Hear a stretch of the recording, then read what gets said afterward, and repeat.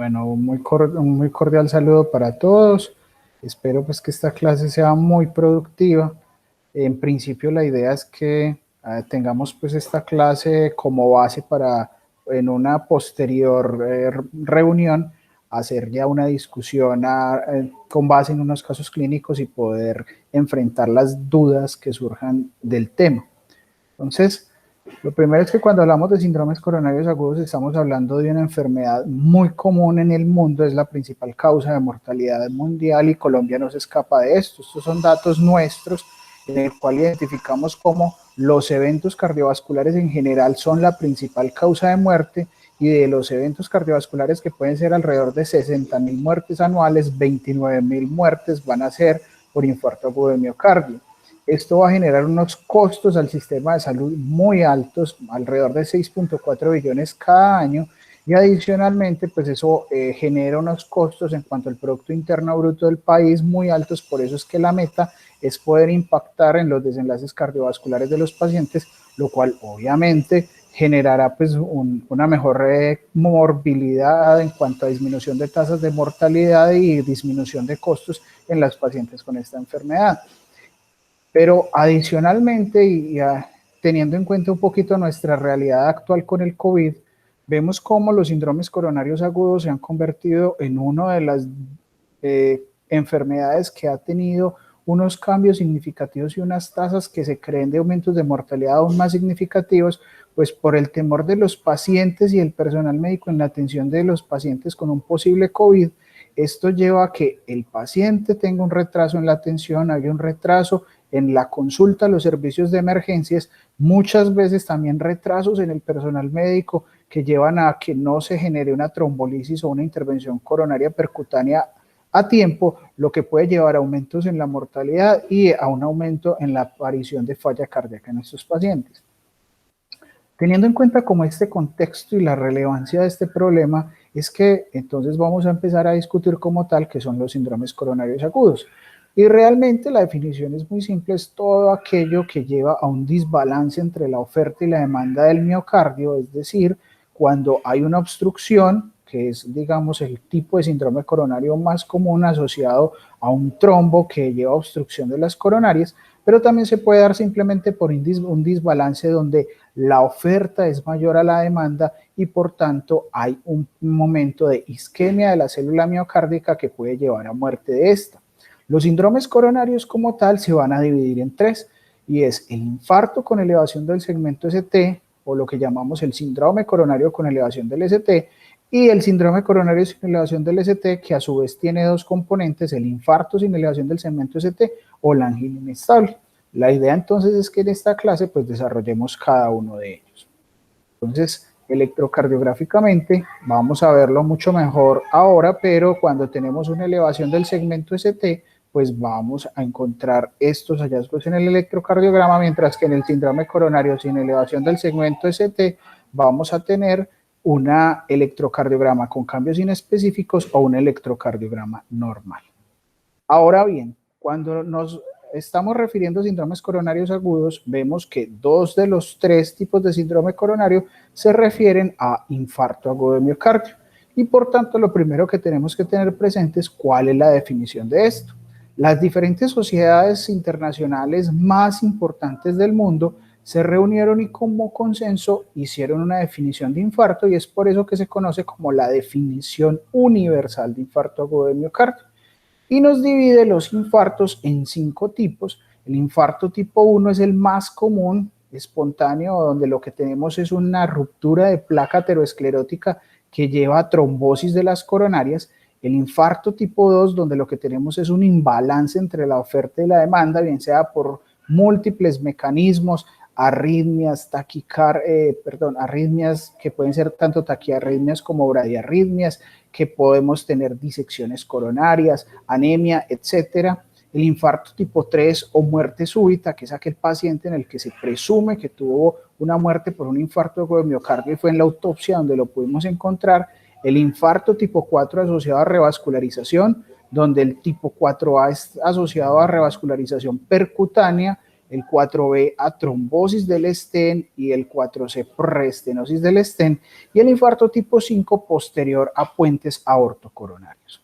Ahora, nos vamos a centrar sobre todo en el infarto tipo 1, que por un lado es el más frecuente y es en el que más medidas tenemos por realizar, tanto de prevención como de tratamiento.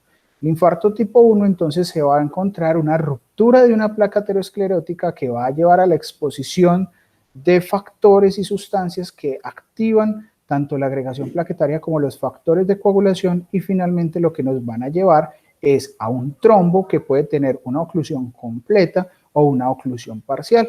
Y fisiopatológicamente esto es muy importante porque si hay oclusión completa vamos a hablar de un síndrome coronario con elevación del ST, un infarto agudo de miocardio con elevación del ST. En cambio, cuando hay una oclusión parcial podríamos tener los síndromes coronarios sin elevación del ST, que son o el infarto agudo de miocardio sin elevación del ST o la angina inestable. Ahora, ¿cuáles son las manifestaciones clínicas de estas entidades? La presentación clínica es similar a cualquiera de los 3 síndromes coronarios agudos. La presentación más importante es el dolor en el pecho, en el cual en el interrogatorio de nuestros pacientes debemos indagar cuáles son los factores desencadenantes, es decir, si se presenta con el ejercicio, con el estrés emocional, si apareció en reposo, si apareció asociado con una condición clínica adicional, una descompensación de una enfermedad, etcétera. ¿Cuál es la ubicación? Y en la ubicación esta figura es muy importante porque nos habla de la probabilidad de que un dolor torácico sea o no asociado por un síndrome coronario, aclarando que ninguna de ellas por sí sola es suficiente para establecer un diagnóstico.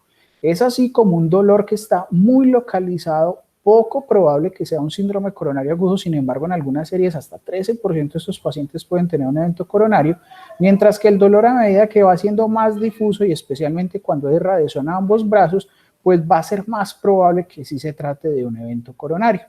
En cuanto a la calidad del dolor, las descripciones opresivas son las más típicas, pero hay descripciones urentes, lancinantes, punzantes, desgarrantes, que van a ser importantes a la hora de hacer los diagnósticos diferenciales y de identificar otras posibles causas de dolor torácico. La irradiación, como lo veíamos acá, entre más difuso sea el dolor y sobre todo si hay irradiación a ambos brazos, más probable va a ser que sea un síndrome coronario agudo. La duración, dolores de muy corta duración, muy pocos minutos o excesivamente prolongados de muchas horas o incluso días, menos probable que sea un síndrome coronario agudo, pero un dolor para que cumpla la definición de que por lo menos es una angina inestable, deberíamos estar hablando de al menos 20 minutos de duración de un dolor de características anginosas, acompañantes que generalmente son síntomas vagales como náuseas, diaforesis, sensación de mareo, dificultad respiratoria. Esto es lo que conocemos como las presentaciones más típicas del dolor, pero hay algunas manifestaciones que son atípicas o no convencionales y que se suelen presentar especialmente en mujeres, ancianos, diabéticos, pacientes con compromiso cognitivo, y aquí podríamos meter también otros pacientes como los obesos, las embarazadas o los trasplantados de corazón, donde las manifestaciones más que el dolor torácico puede ser una manifestación con dificultad respiratoria, síntomas algo similares a dispepsia o síncope. Ahora, una vez el paciente se presenta al servicio de urgencias con un cuadro clínico como los que acabamos de mencionar y donde podríamos estar considerando un síndrome coronario agudo, se nos tiene que venir a la cabeza esta frase, y esta frase es clásica en esta enfermedad, y es que el tiempo es miocardio. Y esto simplemente es un llamado de atención desde el paciente mismo hasta todo el personal que va a intervenir en la atención de nuestros pacientes, que debe tener una detección y unos tratamientos lo más precoces posibles. Entonces, lo primero es que el paciente debe aprender a reconocer estos síntomas para hacer un llamado a tiempo y hacer una consulta que, dependiendo de la ubicación, y desafortunadamente haces en nuestro medio, dependiendo del aseguramiento, pues el paciente va a poder llegar a un centro que tenga intervención coronaria percutánea o a un centro que no tenga este servicio. Intervención coronaria percutánea nos referimos a aquellos centros que tienen la capacidad de hacer un cateterismo cardíaco.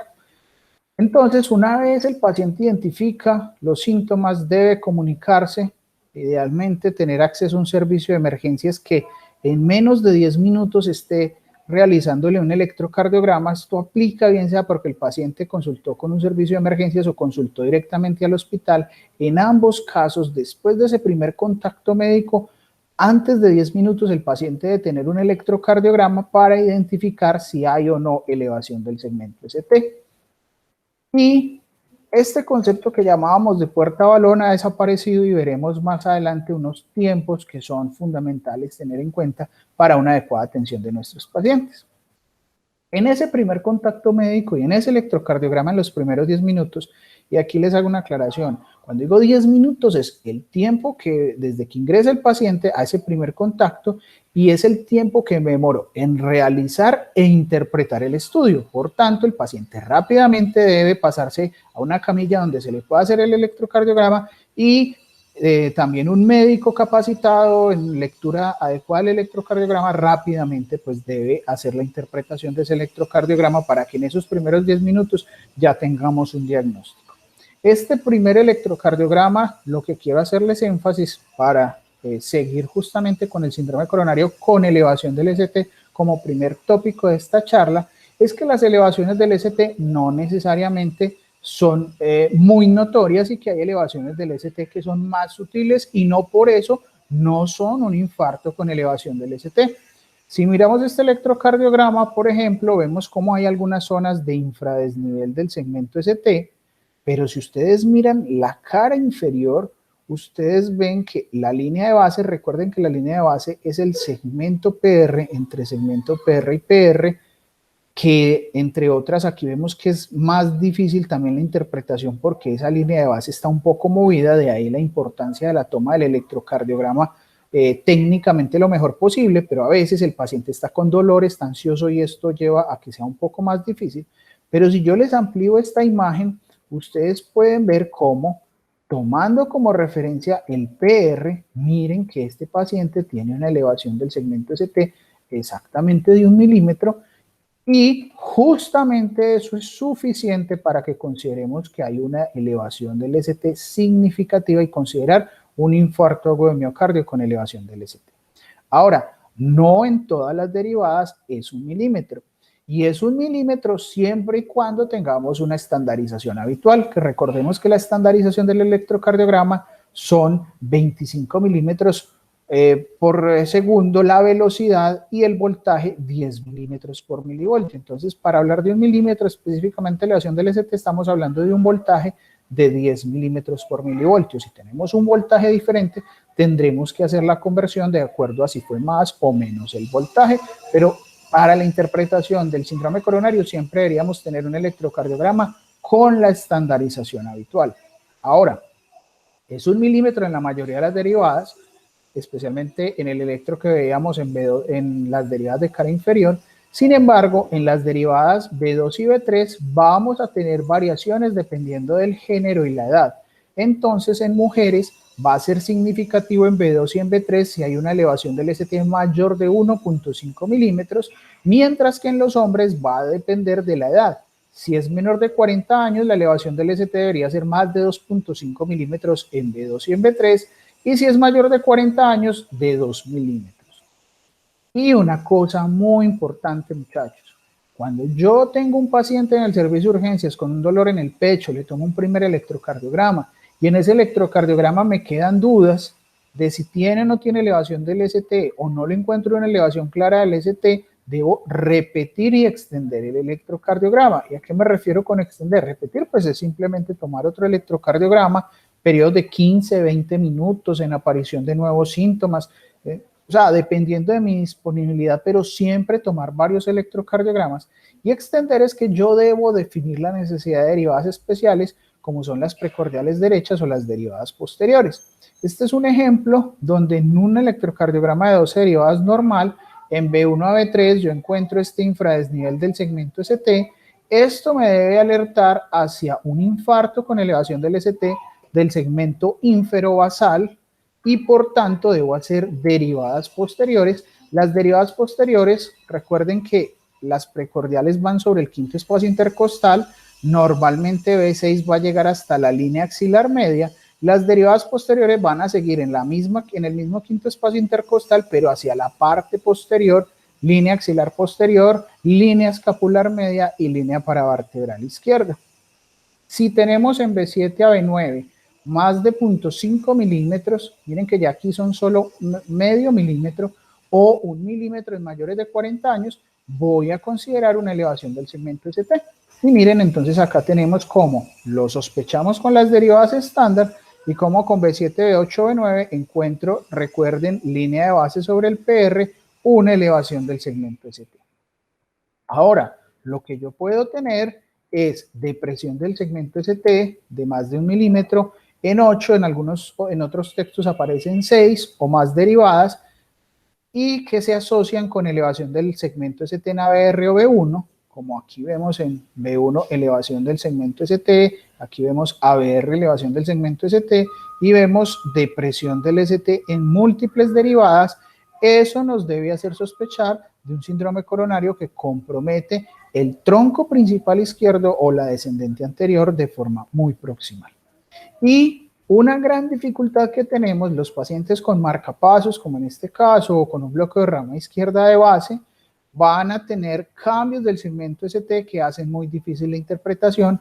Para esto se han creado diferentes criterios. Estos son los criterios de Sgarbosa, están los criterios de Smith, más recientemente los criterios de Barcelona, que escapan de esta charla, pero que les invito a que los revisen, que de todas formas tengan en cuenta que son solamente algunas ayudas, pues ninguno de ellos tiene la precisión diagnóstica suficiente y por tanto en esos escenarios no solamente va a ser importante la elevación del segmento ST o no, sino la interpretación con otras ayudas diagnósticas como los biomarcadores.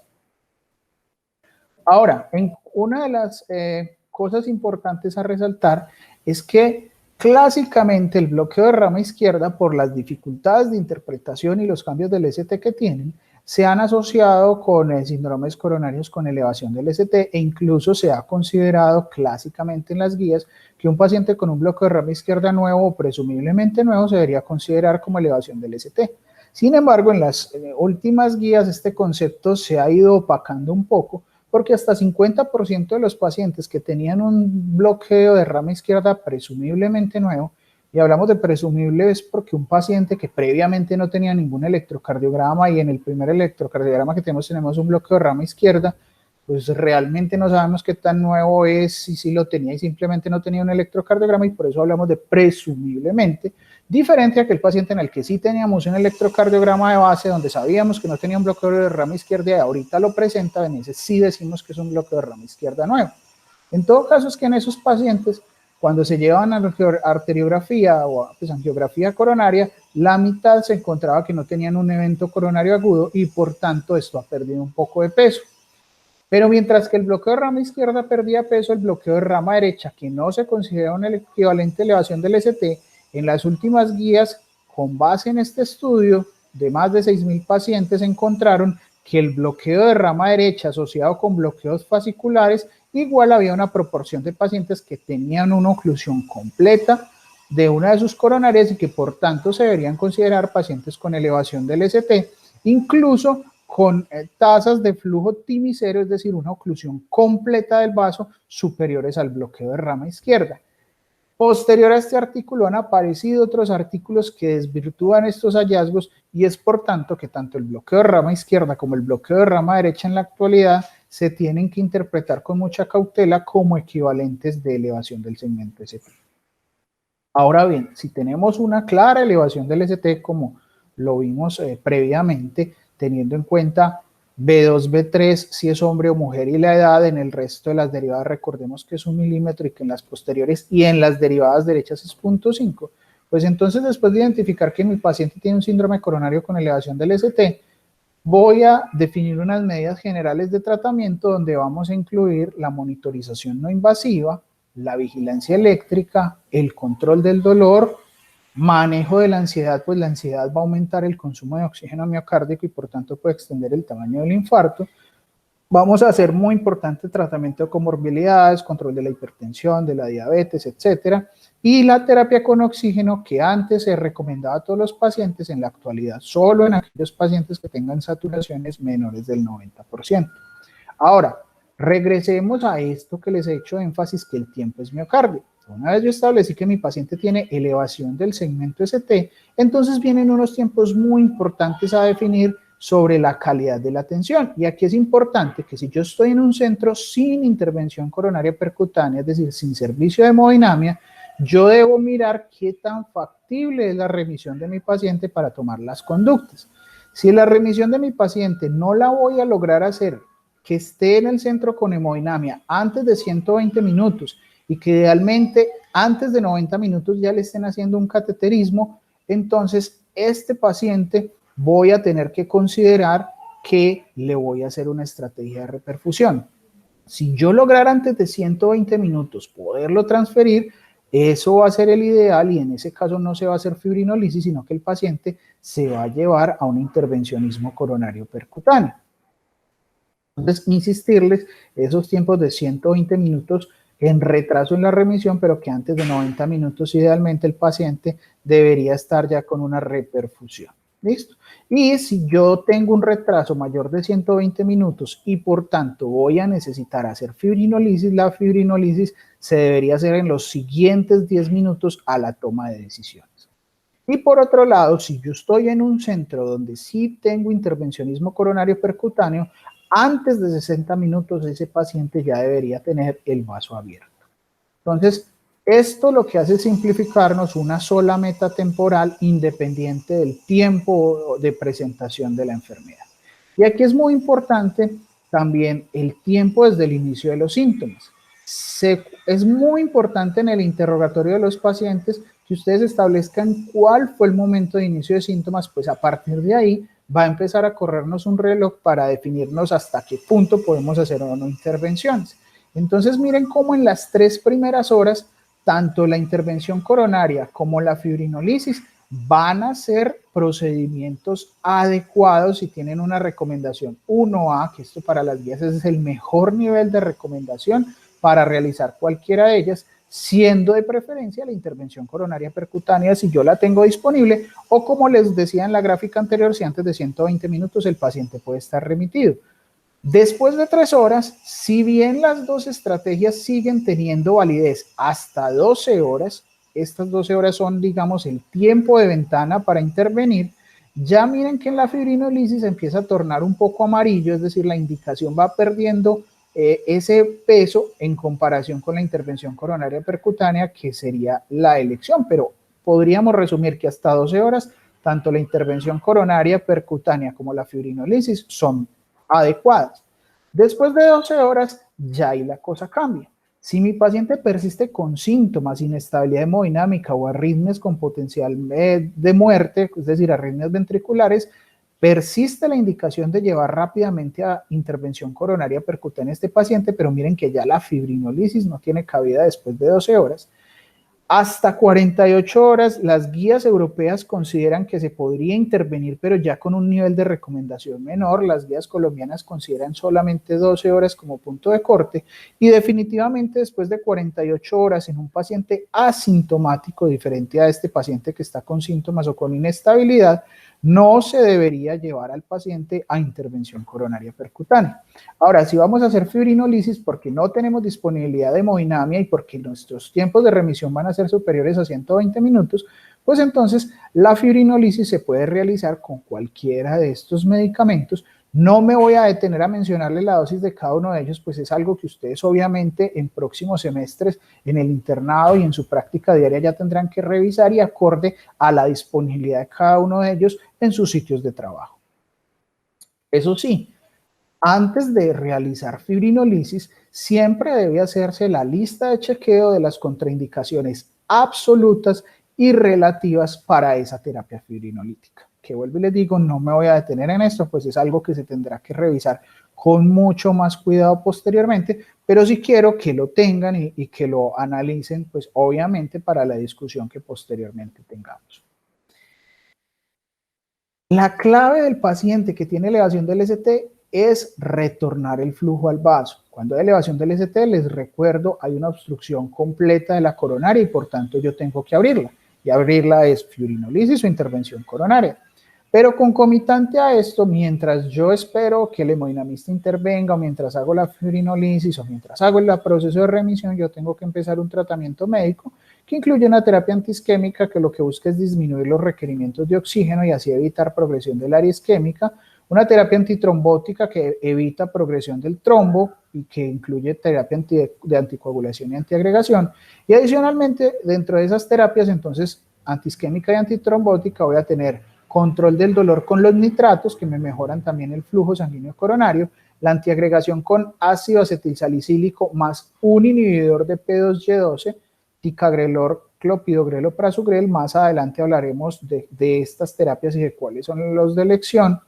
Anticoagulación que se puede realizar con heparina no fraccionada, enoxaparina, bivalirudina o fondaparinux, aclarando que el fondaparinux está contraindicado en los pacientes con síndrome coronario con elevación del ST, pero es una opción válida, aunque relegada en las últimas guías, en los pacientes sin elevación del segmento ST.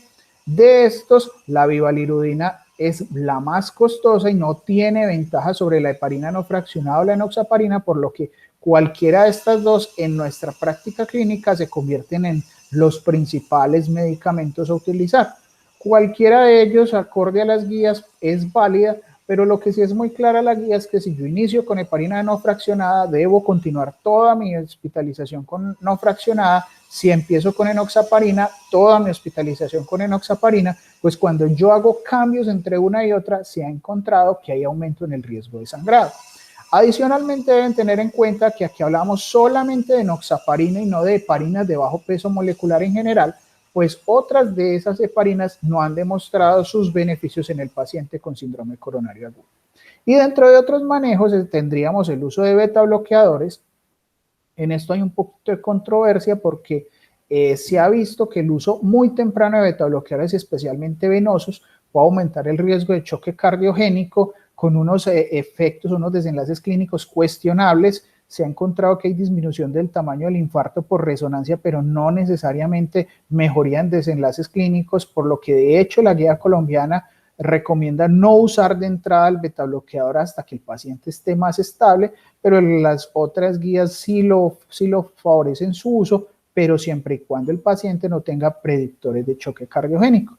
¿Cuáles son esos predictores? Que el paciente tenga hipotensión, taquicardia con una frecuencia cardíaca mayor de 120 o que tenga signos de edema pulmonar. En esos escenarios el beta bloqueador se debe retardar hasta que el paciente esté más estable. El uso de IECAS puede ser también dependiendo de la estabilidad clínica del paciente, pero recomendado sobre todo en aquellos pacientes que después del infarto tengan disfunción ventricular izquierda o en aquellos pacientes que tengan hipertensión, diabetes o enfermedad renal. Y las estatinas siempre van a ser parte del manejo como estrategia de prevención secundaria de nuevos eventos coronarios. Entonces, como pueden ver, realmente el síndrome coronario con elevación del ST es relativamente corto y va a ser relativamente corto en comparación a lo que vamos a hablar ahorita de síndrome coronario agudo sin elevación del ST, donde tiene muchos más componentes. Miren que, por ejemplo, en síndrome coronario agudo con elevación del ST no mencionamos para nada la troponina, porque no hay que esperar troponina. Lo único que yo necesito es un electrocardiograma con elevación del ST para tomar decisiones. En cambio aquí la cosa se pone un poquito más compleja. Entonces, cuando tenemos un síndrome coronario no ST, volverles a insistir, la presentación clínica que va desde una baja probabilidad hasta una alta probabilidad, no solamente aquí ya teniendo en cuenta las características del dolor, sino que la probabilidad principal es todo paciente con un paro cardíaco abortado y que no sabemos, pues que presumimos una etiología médica, la principal sospecha inicial va a ser un síndrome coronario agudo. Ahora, nuevamente recalcar, una vez el paciente ingresa por dolor torácico al servicio de urgencias, debemos tomar e interpretar el electrocardiograma antes de 10 minutos y pues ya hablamos del síndrome coronario con elevación del ST o infarto con elevación del ST, van a ser lo mismo porque aquí solo tenemos uno, diferente acá donde cuando hablamos de síndrome coronario sin elevación del ST tenemos dos opciones, el infarto sin elevación del ST o la angina inestable. Entonces ya que hablamos de ST, pues vamos a concentrarnos en los no ST. Insistirles, muchachos, muy importante, Si en el paciente con elevación del ST les recomendaba hacer un seguimiento electrocardiográfico si nos quedaban dudas, en el paciente sin elevación del ST definitivamente el control electrocardiográfico va a ser esencial. ¿En qué escenarios? Siempre, en resumen, todo paciente sin elevación del ST debería tener mínimo 2 electrocardiogramas, idealmente más. ¿Y de qué va a depender cada cuánto o cuántos electrocardiogramas le voy a hacer? Si hay empeoramiento o alivio del dolor, es decir, hay un cambio en la condición clínica, entonces debo tomar un electrocardiograma inicial y un electrocardiograma cuando hay cambios en la condición clínica. Si hay aparición de nuevos síntomas como disnea, palpitaciones o síncope. En el paciente que no tiene ningún cambio, idealmente entre 10 y 20 minutos debería hacerle un seguimiento electrocardiográfico. Siempre que yo tenga dudas o electrocardiogramas no completamente diagnósticos, debería hacer, recuerden, nuevos electrocardiogramas o extender el electrocardiograma con las derivadas especiales que hablábamos previamente para poder llegar a diagnósticos más certeros. Ahora, cuando no tenemos elevación del ST, el abanico de posibilidades es muy amplio, porque podemos ir desde electrocardiogramas normales hasta inversiones de la onda T, alteraciones del segmento ST como presencia de infradesnivel del ST que me van indicando una isquemia más severa, o elevaciones transitorias del segmento ST. Acuérdense que cuando hablamos de elevación del ST hablamos de elevación persistente del segmento ST, y esa persistencia la definimos arbitrariamente como más de 20 minutos, pero si yo en un electrocardiograma encuentro elevación del ST y en un electrocardiograma control no la tiene, ahí voy a decir que no hay una elevación persistente, sino transitoria, y el pronóstico será mejor, pero igual es un paciente de alto riesgo. Y tenemos unas manifestaciones electrocardiográficas que se consideran de más alto riesgo, como es la presencia de una onda T alta picuda o conocida como la P de Winter, donde vamos a tener elevaciones 1 a 3 milímetros de elevación, alteraciones, perdón, de infranivel del segmento ST, pero con una T alta, picuda y simétrica. El signo de Wellens, que lo que vamos a tener es en las derivaciones B2 y B3 principalmente, a veces en B1 y B4, podemos tener dos tipos de presentación: el tipo A, donde lo que tenemos es una T bifásica, y el tipo B, donde lo que tenemos es una T negativa profunda de ramas simétricas. Esto nos indica una lesión en la descendente anterior. Ahora, estos pacientes no deben tener bloqueos de rama ni hipertrofia, pues esto vicia estas interpretaciones.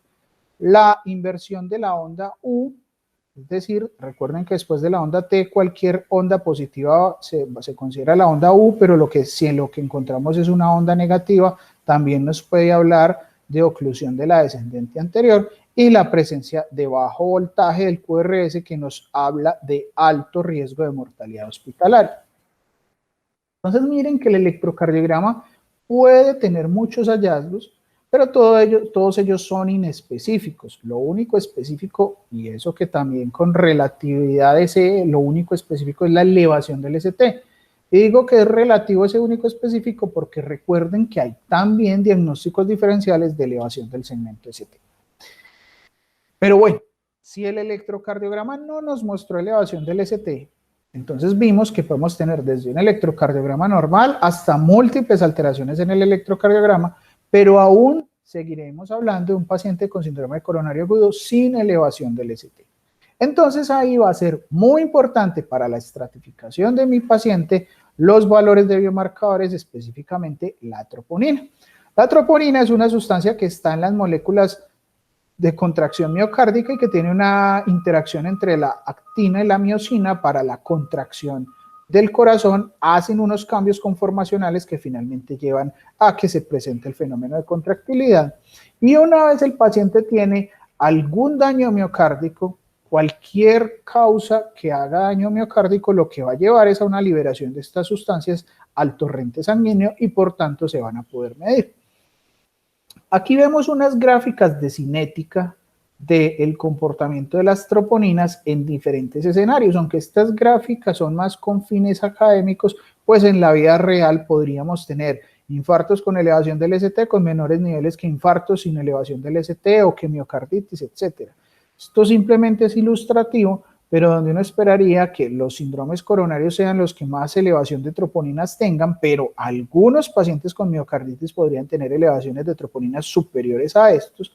Miren que una maratón, un paciente con un esfuerzo físico intenso también puede tener elevación de troponinas, la embolia pulmonar o la falla cardíaca. La falla cardíaca generalmente se dice que es una elevación que es estable en el tiempo, sin embargo en los periodos de descompensación podrían tenerse también picos de troponina.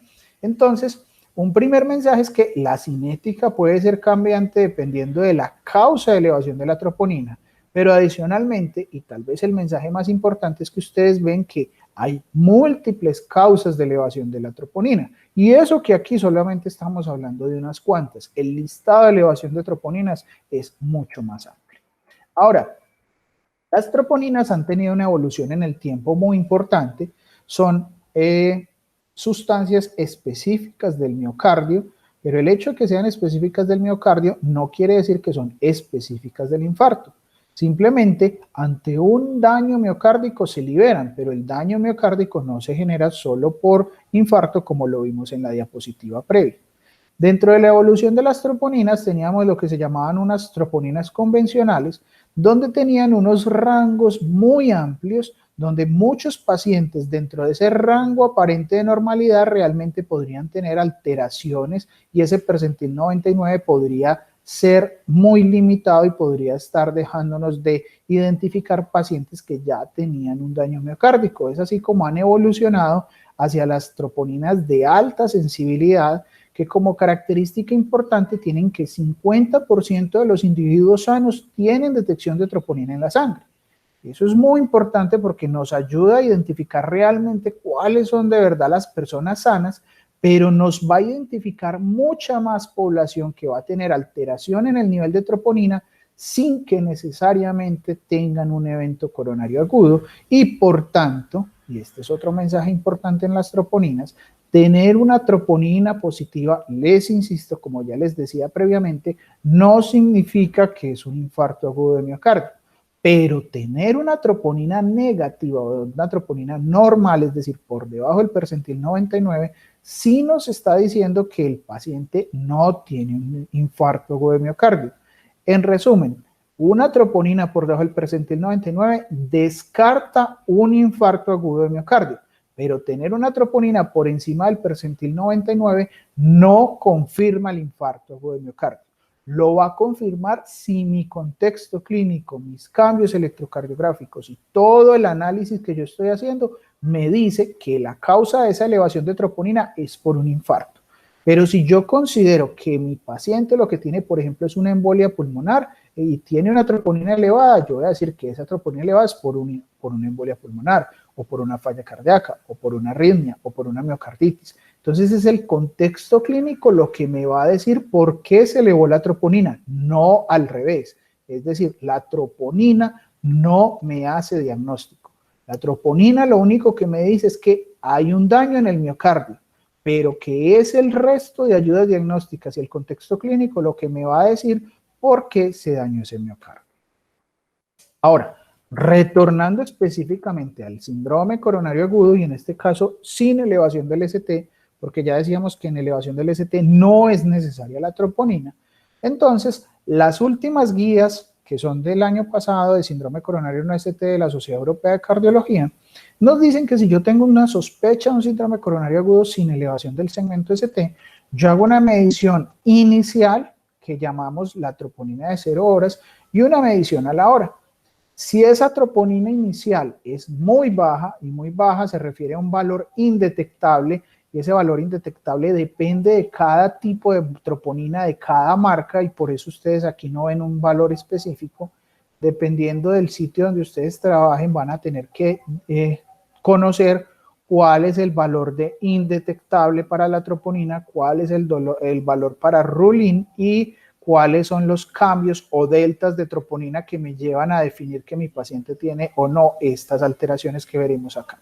Entonces, si mi paciente tiene un valor muy bajo, es decir, indetectable, excluido el síndrome coronario agudo, o si tiene un valor bajo, ya no indetectable, ya se midió, pero es bajo, y A la hora no tengo un cambio significativo, les reitero, no hay un valor porque depende de cada tipo de troponina, entonces yo puedo excluir razonablemente que mi paciente tiene un síndrome coronario agudo tipo infarto agudo de miocardio y yo lo podría dar de alta opcionalmente con algunos estudios, pero miren que dentro de esos estudios yo podría considerar hacer pruebas de estrés, una tomografía de coronarias, incluso una angiografía coronaria o nada, y esto va a depender de cómo es mi interpretación finalmente del dolor torácico de mi paciente. Yo le puedo hacer nada porque identifico que lo que tiene es un dolor osteomuscular y le voy a dar analgesia, pero yo le podría hacer una angiografía aún porque a pesar de que estos valores son bajos, yo considero que este paciente tiene tantos factores de riesgo que aunque no tenga un infarto, lo considero de alto riesgo y por eso lo voy a llevar a un cateterismo. Entonces, rule out no significa que mi paciente no tiene nada coronario, significa de que el tener valores bajos de troponinas me indica que su pronóstico a 30 días es que menos del 1% va a tener alguna complicación y que por tanto ambulatoriamente yo lo podría estudiar. Estos algoritmos realmente están hechos es para hacer una alta temprana y con eso disminuirle costos al sistema de salud. El otro extremo o el llamado rule-in es aquel paciente que le sale muy elevada, ese muy elevado también va a depender del tipo de troponina, o que en el control a la hora yo tengo una elevación significativa respecto de la primera troponina y por tanto voy a considerar que este paciente es muy probable que sí tenga un infarto agudo de miocardio o que si no es un infarto agudo de miocardio, el diagnóstico alternativo igual sea tan grave que se justifique una atención en una unidad coronaria y realizar una angiografía coronaria y una ecocardiografía. Y entre esos dos extremos tengo pacientes que tienen elevaciones de troponinas pero que no alcanzan a cumplir este criterio y que no son tan bajas para cumplir este otro criterio y que por tanto vamos a dejar en observación. En algunos de ellos, dependiendo del escenario clínico, miraría si es necesaria o no una tercera troponina, voy a realizarles una ecocardiografía y dependiendo de los resultados, de insistir en el interrogatorio y en tratar de definir las características del dolor y los factores de riesgo, yo podría definir con este paciente, dejarlo de alta y hacerle estudios ambulatorios, dejarlo hospitalizado o hacerle estos estudios, pero también de forma intrahospitalaria. Ahora, como una cosa muy importante para el rule out, es decir, para darle de alta a los pacientes, es que el paciente debe tener un dolor torácico de menos de 3 horas de evolución.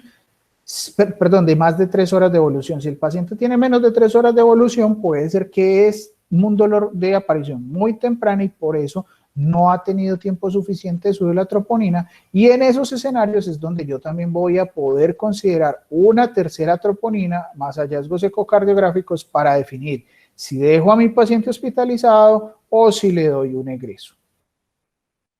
Ahora, una cosa muy importante, con el cuadro clínico, el electrocardiograma y la troponina, yo ya tuve que haber tomado una decisión y decir si mi paciente tiene o no un síndrome coronario agudo. Recuerden que el síndrome coronario agudo no ST es o tuvo un infarto con elevación sin elevación del ST, si encuentro que la troponina estaba elevada, o tengo una angina inestable si encontré que la troponina no estaba superior al percentil 99. ¿Qué define entonces? La troponina, miramos que nos define si tiene o no infarto, pero por el contexto clínico. Entonces, si el contexto clínico es de un evento coronario agudo, yo voy a empezarle tratamiento a mi paciente. El tratamiento de los síndromes coronarios agudos sin elevación del ST es muy similar a lo que ya les mencionaba del paciente con elevación del ST. Sin embargo, hay un cambio muy importante y es que el pretratamiento con el inhibidor de P2Y12 está limitado, la recomendación de las últimas guías del 2020 es evitarlo en aquel paciente que va a tener un cateterismo de forma temprana. ¿Por qué? Porque si bien se ha asociado con beneficios el darle de entrada a los pacientes ASA más un inhibidor de P2Y12, que les recuerdo es clopidogrel, prasugrel o ticagrelor, pues se ha visto que hay un mejor efecto antiplaquetario, que puede tener unos efectos benéficos en el PES, en la realización de la intervención coronaria percutánea, hay disminución de los eventos trombóticos pre-procedimiento. Se ha visto unas desventajas muy importantes, especialmente un alto riesgo de sangrado, futilidad en pacientes sin enfermedad coronaria, es decir, que yo lo llevo a un cateterismo porque pensaba que tenía un síndrome coronario agudo, pero en el cateterismo no encuentro ningún hallazgo de esto y por tanto lo que hice fue exponer a mi paciente un medicamento sin necesidad. Puede prolongar la hospitalización en pacientes que van a necesitar una cirugía y en ellos hay que suspender el inhibidor de P2Y12 y esperar entre 5 y 7 días para poder llevarlos a cirugía, por ejemplo, y una más alta eventos adversos por sangrado en los pacientes que se llevan a cirugía.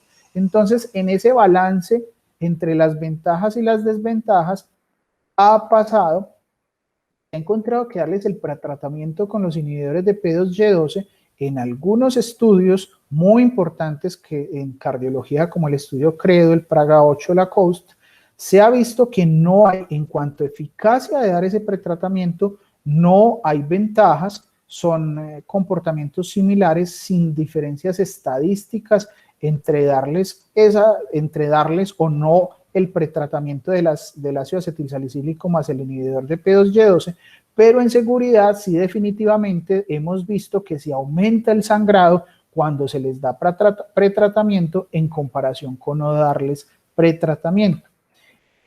Se hizo, por tanto, un metaanálisis. Un metaanálisis es, ustedes ya lo saben, es como una recopilación de diferentes estudios para dar una evidencia más robusta.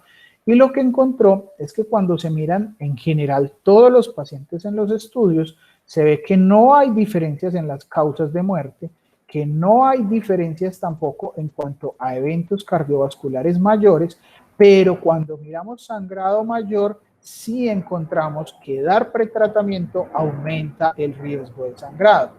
Cuando miramos ya específicamente los pacientes que se llevaron a intervención coronaria percutánea, encontramos algo similar, es decir, todas las muertes no hay diferencias. En cuanto a eventos cardiovasculares mayores, tampoco hay diferencias, pero en cuanto a sangrado mayor, nuevamente les va peor con el pretratamiento. Es por esto que las últimas guías de síndrome coronario no ST de la Sociedad Europea de Cardiología dicen que el pretratamiento con un inhibidor de P2Y12 no se debe recomendar como terapia estándar y por eso es que aparece con una clasificación 3A. 3 es contraindicado, es algo que no se debe realizar. Y nos dice como una recomendación 2B, que es un nivel de indicación muy pobre en general, donde no hay como mucho consenso de los expertos en que se deba utilizar, que se podría considerar solo cuando se prevé una estratificación tardía, es decir, que mi paciente vaya a tener una remisión, se va a demorar mucho en llegar, de pronto lo van a cateterizar es varios días después, y miren que aún en ese escenario tiene limitaciones. Y se considera que se debe ofrecer posterior a un diagnóstico angiográfico antes de la intervención. Ahora, teniendo claro todo lo que hemos visto de diagnóstico y el tratamiento básicamente es, nos devolvemos a lo que mencionábamos en síndrome coronario con elevación del ST, es decir, terapia antiagregante plaquetaria, ASA, pero sin el inhibidor de P2Y12, que sí usábamos en síndrome coronario con elevación del ST, pero en el no ST, vemos entonces por qué no se recomienda. La anticoagulación, nuevamente, reiterarles, heparina no fraccionada o enoxaparina de elección, bivalirudina se podría utilizar como una alternativa, pero es más costosa y no ofrece ninguna ventaja. Y el fondaparinux, que era contraindicado en los pacientes con elevación del ST, en el paciente sin elevación del ST se podría considerar, pero en aquel paciente que va a tener una intervención tardía. Este es otro cambio importante. Las guías previas de síndrome no AST decían que el fondaparinux era el medicamento de elección en los pacientes con síndrome coronario sin elevación del ST, pero ahora, dado que se hace más énfasis en la necesidad de intervención coronaria temprana en estos pacientes, el fondaparinux pasó también a ser un medicamento menos recomendado. Entonces, les insisto, antiagregación dual, anticoagulación, nuevamente la estatina, el control del dolor con los nitratos y básicamente el oxígeno, como lo mencionábamos, solamente en aquellos pacientes con desaturación. Pero, muy importante, si bien en el ST era claro que el paciente había que abrirle el vaso, En el paciente con OST debemos definir cuáles pacientes van a necesitar una estratificación invasiva y cuáles pacientes van a poder irse con otro tipo de estratificación. Entonces ahí vamos a decir que cuando tenemos el inicio de síntomas en ese primer contacto médico, recuerden que vamos a hacer un electrocardiograma antes de 10 minutos y lo vamos a interpretar, vamos a definir si hay un diagnóstico o no de un síndrome coronario sin elevación del segmento ST. Si yo estoy en un centro que no tiene intervención coronaria percutánea y tengo un paciente de muy alto riesgo, debo hacer una remisión inmediata a un centro que sí tenga PCI. Si es de alto riesgo, debo transferirlo o remitirlo el mismo día, desde las primeras 24 horas. Y si es de bajo riesgo, pues yo ya podría hacer un estudio ambulatorio incluso, que esto ya vamos a mirarlo.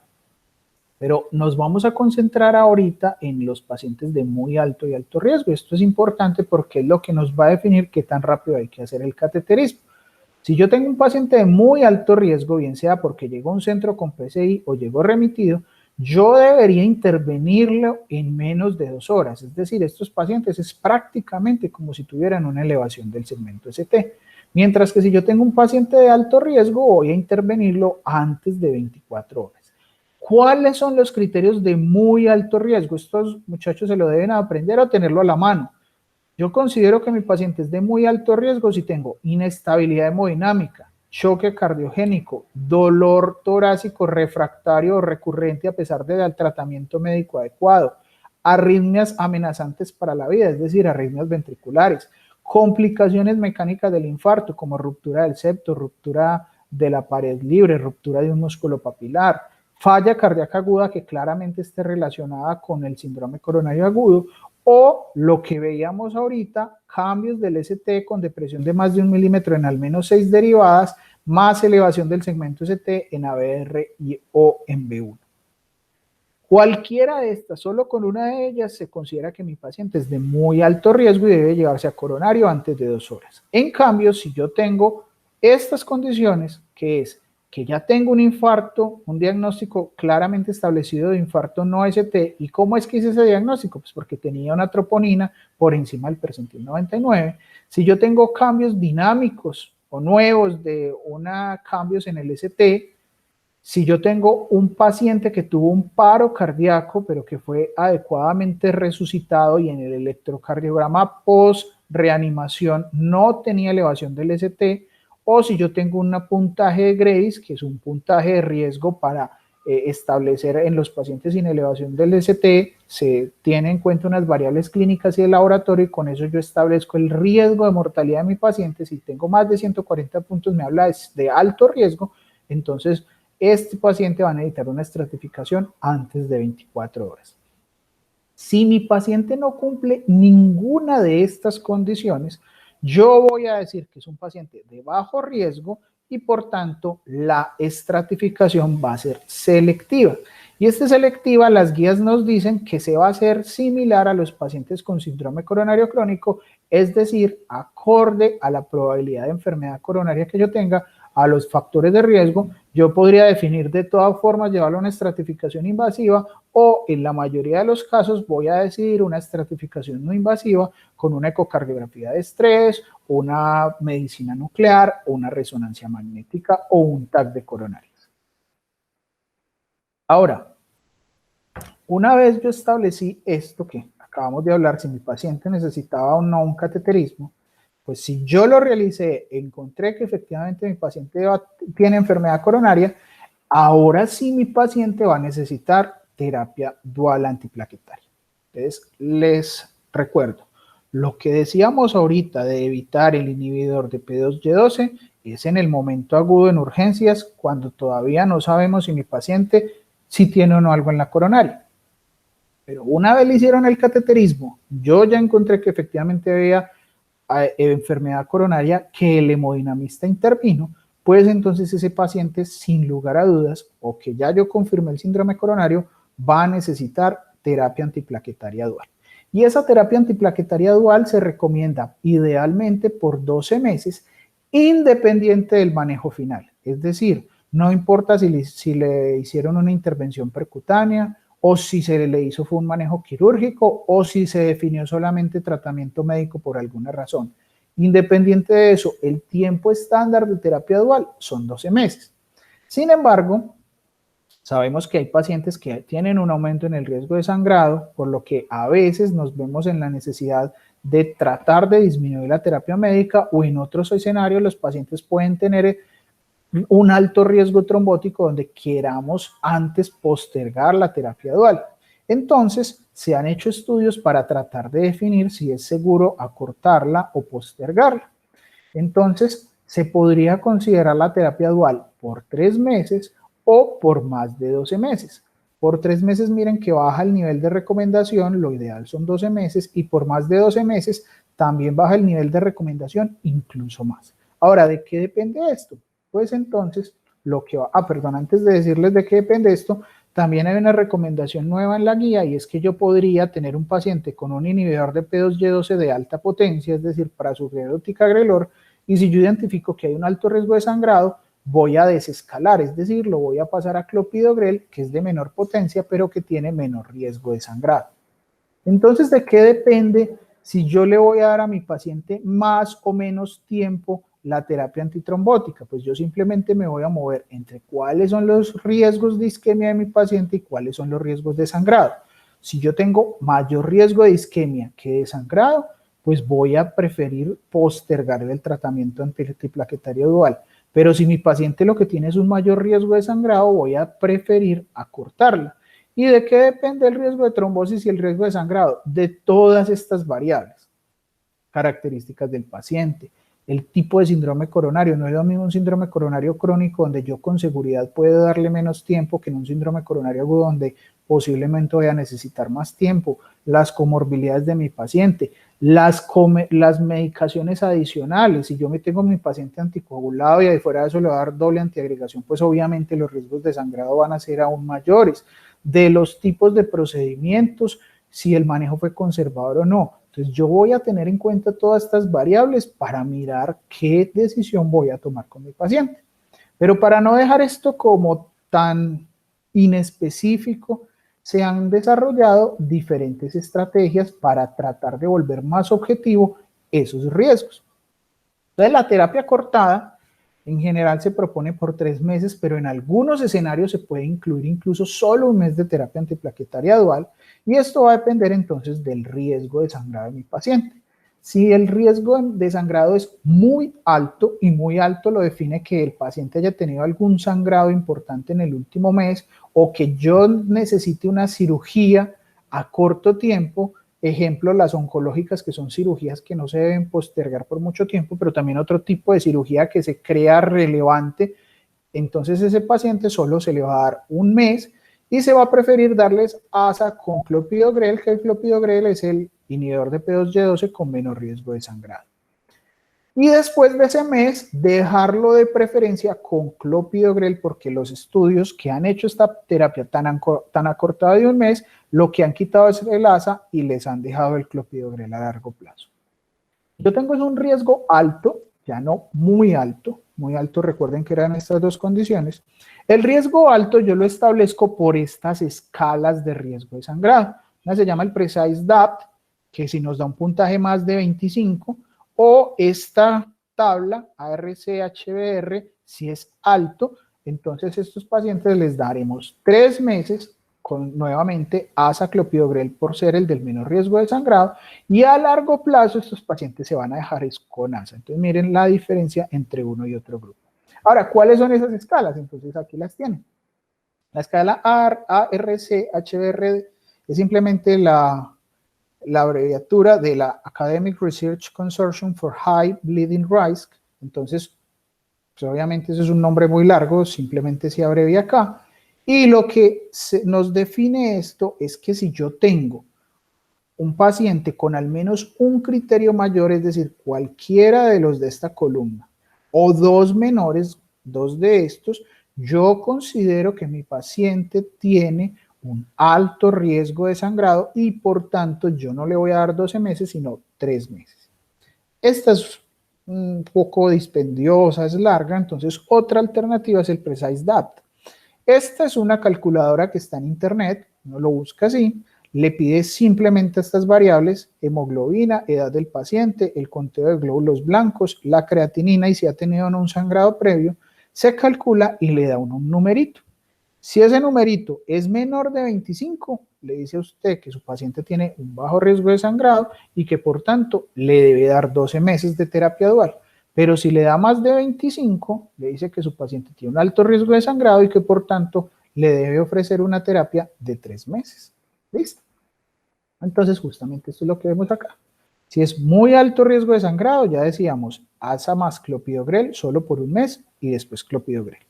Si es alto riesgo de sangrado, por las escalas que acabamos de ver, asa y clopidogrel por 3 meses y después asa. Y si mi paciente tiene un bajo riesgo de sangrado, entonces les voy a dar 12 meses con asa más cualquiera de los inhibidores de P2Y12. Aquí ya va a depender cuál escojo según mi disponibilidad. Desafortunadamente, a pesar de que Prasugrel Espos es muy costoso y a veces a algunos aseguradores es difícil que la entreguen, ticagrelor es no POSO, no PBS, es muy costoso, más difícil aún que lo entreguen. Entonces, por eso muchos pacientes aún tienen clopidogrel, pero pues, dependiendo de disponibilidad y de características del paciente, yo le voy a dar ambas terapias por 12 meses. O yo lo que les puedo dar es asa más ticagrelor por 3 meses y después ticagrelor hacia adelante. Esto como una terapia alternativa, pero la elección es esta. Y más de 12 meses, si mi paciente ya lo que yo considero que tiene es un muy alto riesgo isquémico y que ya dije que tiene un bajo riesgo de sangrado. Miren que lo primero que estamos calculando es el riesgo de sangrado. Y solo si mi paciente tiene bajo riesgo de sangrado, yo voy a establecer el riesgo isquémico para ver si entonces le voy a ofrecer más de 12 meses. Y si yo le voy a ofrecer más de 12 meses, tengo muchas alternativas. Les puedo dar asa más rivaroxaban, que es un anticoagulante directo, asa más ticagrelor, asa más prasugrel o asa más clopidogrel. Es decir, le puedo dar cualquiera de esas combinaciones de asa con esos 4 medicamentos, en general hasta por 3 años, entre 24 y 2 y 3 años se les ha dado esa terapia extendida. Ahora, ¿cómo defino el riesgo trombótico? Es decir, ¿cómo defino esta parte de acá, cierto? Yo ya dije que era de bajo riesgo, pero ¿cómo voy a establecer que mi paciente tiene un alto riesgo isquémico? Entonces tengo esta otra tabla.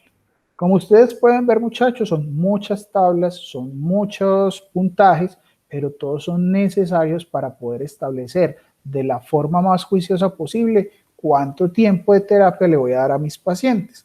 Entonces, si yo tengo un riesgo trombótico alto o moderado, podría considerar extender la terapia. Pero cuando usted va y mira las recomendaciones de la guía, si el riesgo es moderado, que es aquel paciente con un criterio de estos y que tiene una enfermedad no compleja, esto ya es un criterio que hace el hemodinamista de qué tan compleja o no es la anatomía coronaria, mientras que si tiene una enfermedad compleja más cualquiera de estos, se considera un alto riesgo, esto es moderado. Si es moderado, miren que la recomendación es 2B. 2B, les insisto, es una recomendación muy marginal. Es decir, usted podría considerar hacerlo, pero usted tendría que explicar muy bien por qué lo quiere hacer. Un 2A no es una recomendación 1 donde usted sí debería, está obligado a hacerlo. Aquí es una alternativa, pues una alternativa donde en general hay un buen peso hacia favorecer dar este tipo de tratamiento. Entonces, básicamente la recomendación de extender la terapia antiplaquetaria dual o con rivaroxaban como alternativa serían aquellos pacientes que tengan una enfermedad muy compleja en la coronariografía y que tengan al menos un criterio adicional. En estos pacientes ya no es como tan buena la recomendación. O la otra alternativa que yo tengo es hacer otra escala que se llama el TAPT. Esto también hay calculadoras que simplemente tienen en cuenta la edad del paciente, eso le da unos puntos, si es fumador, diabético, si tuvo un infarto de miocardio, si tuvo una previa intervención coronaria percutánea o un infarto previo, si el stent es de paclitaxel, si el diámetro de los vasos es de menos de 3 milímetros o la fracción de eyección es menor del 30 o tiene un puente venoso. Entonces, dependiendo de esto, yo miro cuántos puntos tiene mi paciente y me dice que acorde a eso, si yo tengo más de 2 puntos, es adecuado extender la terapia, mientras que si yo tengo menos de 2 puntos, dejarlo con 12 meses sería la recomendación, o sea, lo estándar. ¿Listo? Entonces esta es la otra alternativa. Entonces, como ven, tuvimos dos escalas, dos opciones de escalas para definir acortar la terapia a 3 meses. Recuerden que un mes eran solo los de muy alto riesgo, pacientes que sangraron o que van a tener una cirugía en un corto tiempo. Dos escalas para cortar y dos escalas para postergar la terapia. ¿Listo? Y postergarla, les insisto, sería rivaroxaban, ticagrelor, prasugrel o clopidogrel, todos asociados con ASA. Ahora, ¿cuál antiagregante? Entonces, estas, les insisto, esos son los inhibidores de P2Y12. Clopidogrel va a ser siempre el de elección en pacientes con alto riesgo de sangrado, por eso ustedes veían que en los pacientes de alto y muy alto riesgo la única opción era clopidogrel, y me devuelvo aquí para que lo puedan corroborar, miro que solo estaba clopidogrel, y en los de bajo riesgo es donde aparecen las otras opciones. En las otras opciones, entonces tenemos prasugrel y ticagrelor, y les voy a mostrar por qué la recomendación de las guías es que prasugrel posiblemente sea el medicamento de elección. Todo parte de que primero, el primer inhibidor de P2Y12 que mostró efectividad fue realmente la ticlopidina, pero no se usó mucho médicamente, y el clopidogrel, digamos que es el primero de verdad que se usó ampliamente asociado al ácido acetilsalicílico. Pero en el 2007 aparece este estudio donde prasugrel lo comparan contra clopidogrel en pacientes con síndrome coronario agudo, y en un estudio multicéntrico comparando 60 miligramos de carga de prasugrel y después 10 miligramos al día versus 300 miligramos de clopidogrel y después 75 miligramos al día, evaluando muerte cardiovascular, infarto agudo miocardio y accidente cerebrovascular, encontraron que a los pacientes que se les había dado prasugrel en comparación con clopidogrel tenían una disminución de esos eventos y especialmente una disminución del infarto agudo de miocardio no fatal. Adicionalmente, lo que sí se encontró es que había un aumento en el riesgo de sangrados. Entonces, se encontró que específicamente sus riesgos de sangrado eran más altos en pacientes que habían tenido un accidente cerebrovascular previo, en pacientes mayores de 75 años o en pacientes menores de 60 kilos. Posteriormente, en el 2009, sale el estudio Plato. De aquí se comparó fue al ticagrelor contra el clopidogrel, también un estudio multicéntrico, pacientes con infarto CONI sin ST. A los pacientes con ticagrelor les daban una carga de 180 miligramos y después 90 miligramos cada 12, mientras que clopidogrel era una carga de 300 y después 75 miligramos al día, y evaluaron los mismos desenlaces: muerte cardiovascular, infarto y accidente cerebrovascular. Y lo que encontraron es que nuevamente ticagrelor fue mejor que el clopidogrel, disminución de ese punto de desenlaces con disminución en muerte por todas las causas. Entonces, adicionalmente se encontró que en el sangrado parecían no ser tantos, aunque sí pues un aumento en los sangrados fatales, y eso es importante, pero cuando salieron estos estudios individuales daba la sensación de que ticagrelor tenía menos problemas que prasugrel. Es por eso que afortunadamente apareció un estudio. Esto es generalmente poco frecuente, que cuando dos moléculas están muy bien acentuadas ya como terapia, se comparen, pero en el estudio ISARREACT-5, que fue un estudio alemán de una entidad oficial alemana, no un estudio producido por una casa farmacéutica, compararon a ticagrelor contra prasugrel, y la hipótesis es que ticagrelor iba a ser mejor que prasugrel. Fue un estudio multicéntrico, el problema es que fue abierto, diferente, que pues es la crítica que tiene este estudio. Pacientes que tenían síndrome coronario agudo y que iban para una intervención coronaria percutánea planeada, se les dio ticagrelor 180 de carga, después 90 cada 12, o prasugrel 60 de carga y después 10 miligramos cada 12, pero ajustaron las dosis. En los mayores de 75 años o de menos de 60 kilos les dieron prasugrel 5 miligramos. Recuerden que les había dicho ahorita que esta población y a los de accidentes cerebrovasculares los que más habían sangrado en el estudio, entonces por eso le bajaron la dosis, pero sí excluían a los pacientes que habían tenido accidente cerebrovascular, y esos pacientes se siguen excluyendo para la terapia con prasugrel. Y evaluaron nuevamente los desenlaces de muerte, infarto agudo de miocardio o accidente cerebrovascular. ¿Qué encontraron? Que, oh sorpresa, todo el mundo esperaba que le fuera mejor a ticagrelor, pero el que tuvo menos desenlaces fue el prasugrel. De forma significativa, ticagrelor tuvo peores desenlaces. De hecho, normalmente el medicamento que uno cree que va a ganar, cuando gana, da resultados menores de 1, como aquí esperaban que ticagrelor iba a ser el mejor, paradójicamente por eso fue más de 1, es decir, le fue peor que al prasugrel, y esto fue estadísticamente significativo. Cuando se miraron el riesgo de sangrado, donde se esperaba que a prasugrel también le iba a ir peor que a clopidogrel, pareciera que ese ajuste de dosis del prasugrel fue adecuado y no tuvieron diferencias en sangrado. Es por eso que la conclusión de este estudio es que en pacientes con síndrome coronario agudo programados para PCI, insisto, todos iban para PCI, y de aquí esto se junta también como con esa recomendación de no dar pretratamiento hasta saber que el paciente va para coronariografía y que efectivamente va a necesitar alguna intervención. El uso de prasugrel parece ser superior al ticagrelor para el desenlace de eficacia sin aumentar las tasas de sangrado, y por eso las guías dicen en la actualidad que se debe preferir al prasugrel sobre el ticagrelor. Entonces, ¿cuáles son los mensajes finales que nos dejó esta nueva guía? Que tenemos que hacer una aproximación clínica muy juiciosa. Esto aplica tanto para síndrome coronario con o sin elevación del ST, que el electrocardiograma sigue siendo una herramienta fundamental. Recuerden que el electrocardiograma nos va a clasificar los pacientes en si tienen o no elevación del ST, y en los pacientes sin elevación del ST nos va a mostrar todos esos patrones de alto riesgo que les mostré en algunas de las diapositivas, que tenemos que ser muy juiciosos con la medición de troponinas. Recuerden, no toda troponina es infarto. Hay muchas causas de elevación de troponina. La troponina nos sirve para descartar el infarto. Si la troponina está por debajo del percentil 99, descarta el infarto. Pero si está elevada, no lo confirma.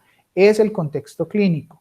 Las guías nos recomiendan hacer 2 troponinas, una inicial que conocemos como 0 horas y otra a la hora. Entonces ese es otro mensaje muy claro. Deberíamos hacer el algoritmo de 0 a 1 hora, por tanto deberíamos hacer esa troponina a la hora, y eso es muy importante, muchachos, porque vemos con mucha frecuencia que al paciente le piden la segunda troponina en cualquier momento, y ahí pierde importancia la interpretación, porque los estudios se han hecho comparando a las 0 y 1 hora, o a las 0 y 2 horas, o a las 0 y 3 horas.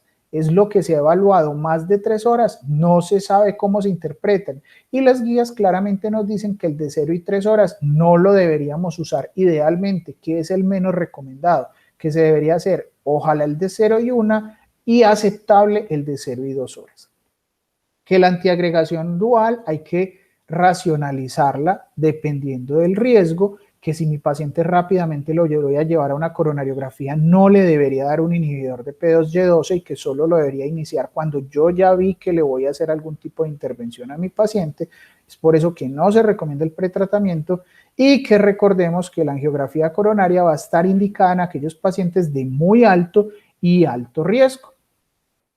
Bueno, muchachos, esto era lo que tenía para contarles. Muchas gracias, y espero que en las reuniones que vamos a hacer sobre casos clínicos tengamos una discusión muy amena donde se puedan resolver todas las dudas que les hayan quedado de esta charla. Muchas gracias.